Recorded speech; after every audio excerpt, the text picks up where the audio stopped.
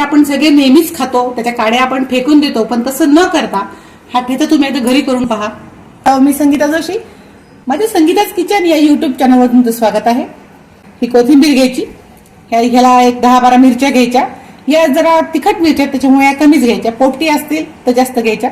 लसणाची एक अख्खी जी कळी असते ती पूर्ण घ्यायची, जिरे आणि मीठ, हे एवढं साहित्यामध्ये आपण कोथिंबीरीचा ठेचा करूयात। तर पहिल्यांदा काय करायची, ही कोथिंबीर घ्यायची। कोथिंबीर पहिल्यांदा जे पुढचे जे देठे असतात ते काढून घ्यायचे आणि आपण हे जे पानं असतात हे पानं आपण वीस घेतो, कापतो, भाजीमध्ये टाकतो, आमटीमध्ये टाकतो आणि हे जे देठ असतात हे आपण वाया घालतो किंवा आपण हे फेकून देतो। तर हे देठ फेकून न देता आपण ह्याच्यात ठेचा करूयात। आता पहिल्यांदा हे असं कापायचं छान आणि ही कोथिंबीर धुवून घ्यायची। आता हे छान अगदी कोथिंबीर होती ती छान निवडली, धुतली, मागचे देठ असे छान काढून घेतले असतात ते छान असे निवडले छान आणि असे कात्रीने बारीक करून ठेवले।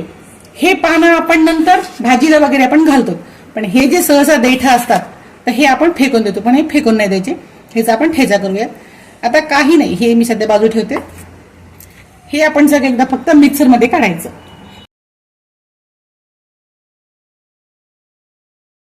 हा कोथिंबीरीचा ठेचा आपला तयार आहे आणि या कोथिंबीरच्या काड्या असल्यामुळे हा ठेचा जरा जास्त मिक्सर मध्ये फिरवायचा म्हणजे मऊ होतो।